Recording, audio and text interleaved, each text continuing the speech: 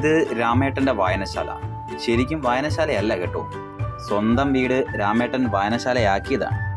ഇവിടെ ഇപ്പോൾ രാമേട്ടൻ മാത്രമാണ് താമസിക്കുന്നത്. കുടുംബം മാറി താമസിക്കുകയാണ് രാമേട്ടൻ്റെ. ശരിക്കും രാമേട്ടൻ്റെ കുഴപ്പം കൊണ്ടല്ല കേട്ടോ, എന്ന് വെച്ച് രാമേട്ടൻ ഒരു ഒറ്റയാനായി ജീവിക്കുന്നു എന്നല്ല. ദിവസവും വിസിറ്റിൻ്റെ രൂപത്തിൽ സ്വന്തം മരുമകനുണ്ട്.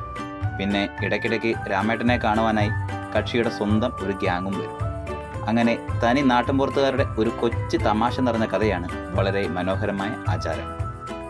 നീ വിജയന് പൈസ കൊടുത്തായിരുന്നു? ആ കൊടുത്തു. വണ്ടി ഫുൾ സർവീസ് ചെയ്തല്ലോ അല്ലേ? ചെയ്തെന്നാ കേട്ടെ. ഇപ്പൊ വണ്ടി ചെക്ക് ചെയ്യുമ്പോൾ അറിയാം, ഓരോ തവണ സർവീസ് കഴിയുമ്പോഴും 2-3 തവണ വണ്ടി വീണ്ടും തിരികെ കയറ്റേണ്ടി വരും. ഒന്നെങ്കിൽ ബ്രേക്ക് കുറവ്, അല്ലെങ്കിൽ പെട്രോൾ ലീക്ക്. ദൈവമേ, കറണ്ട് ചാർജും കൂട്ടി. ഒന്നാമതെ ഇപ്പൊ നിത്യോപയോഗ സാധനങ്ങൾക്ക് എല്ലാം വില കൂടും. അതിൻ്റെ ഇടയ്ക്ക് ഈ ചാർജ് കൂടെ കൂട്ടി കഴിഞ്ഞാൽ സാധാരണക്കാരൻ എന്തോ ചെയ്യും?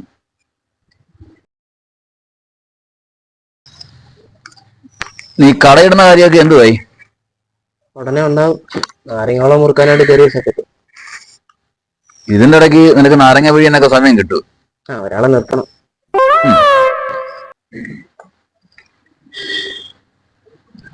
ഇപ്പോഴത്തെ സിറ്റുവേഷനില് പിഴിയാൻ പറ്റിയ ആൾക്കാരുണ്ട്. അവരാകുമ്പോ നല്ലപോലെ അങ്ങ് പിഴിയും. കൊള്ളാവുന്ന ആൾക്കാരാണെ നോക്കാം. ആരാണ്? കടയിൽ ഒരാളെ നിർത്തിയാലല്ലേ നിനക്ക് ഇങ്ങനെ ഗെയിം കളിച്ചോണ്ടിരിക്കാൻ പറ്റും. 28 അതിനെന്താണോ കുട്ടികളി ഇതുവരെ നല്ല.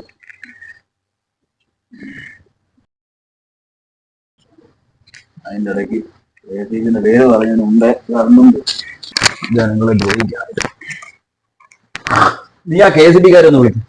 ഇപ്പൊ 5-6 തവണയായി കറണ്ട് പോകും. ഈ പോസ്റ്റിൽ നിന്നുള്ള ലൈൻ്റെ പ്രശ്നമാവും. വേഗം വരാൻ പറ. നിന്നോടാ പറഞ്ഞത്. നാശം, കളിക്കാനേ സമ്മതിക്കില്ല.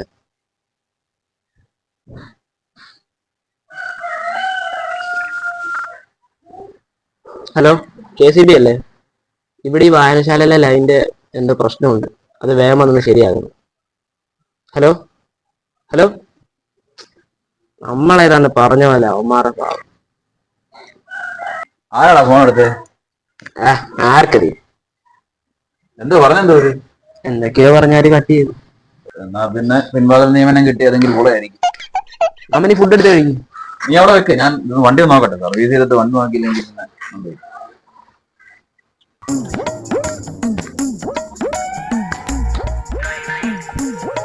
അശാനെ, എന്താ പരിപാടി? എടാ മക്കളെ, നിങ്ങളോ കൊറേ ആയാലോടാ എല്ലാരും കണ്ടിട്ട്. എന്താ നിങ്ങൾ സംസാരമൊക്കെ? ഒന്നും പറയണ്ടാടാ, ആ പോസ്റ്റിൽ എന്തോ പ്രശ്നമുണ്ട്. ഇന്ന് 6-7 തവണയായി കറണ്ട് പോകും. ആ KCBക്കാരൊന്നും വിളിച്ചിട്ട് അറിഞ്ഞോ? ഞാൻ പത്രത്തിൽ പിന്നെ എന്തുകൊണ്ട് വിശേഷമൊക്കെ ആണോ? എടാ നീ വണ്ടി എടുത്ത് താക്കോലിഞ്ഞെടുത്ത്. വേണ്ട കുഴപ്പമില്ല, വണ്ടിയിലുണ്ട്.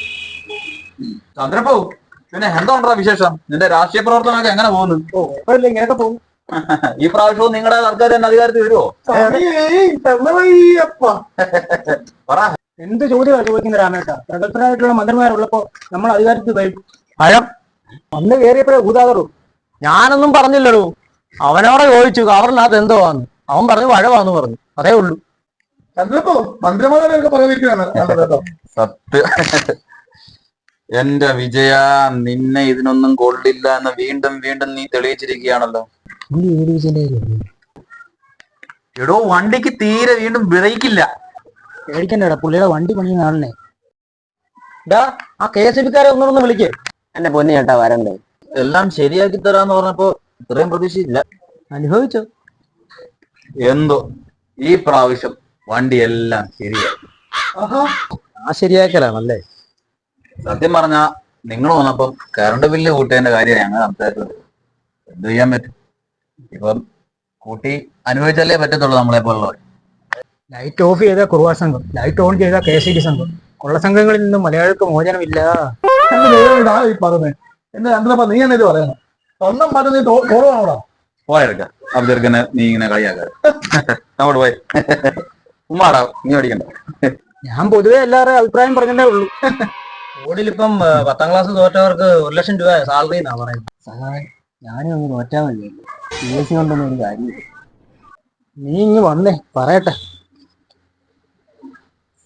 അതിന് നീ എപ്പോഴാ 10ാം ക്ലാസ് തോറ്റത്?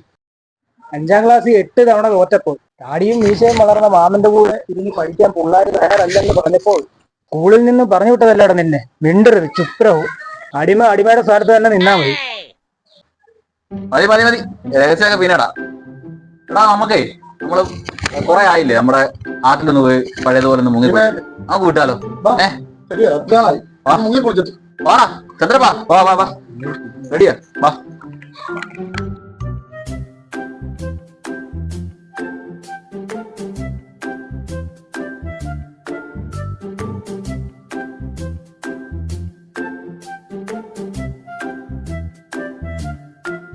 ആട്ടാ, ഇനി മരണ മഴയിലും വില കൂടിയൊന്നും കുറയാൻ പോകില്ല. ഇങ്ങനെ പോയാൽ നമ്മൾ പഴയ കാലത്തോട്ട് കൊണ്ടുവരും. പെട്രോൾ മാക്സൊക്കെ മടിച്ച് വീട്ടിൽ വെക്കേണ്ടി വരും.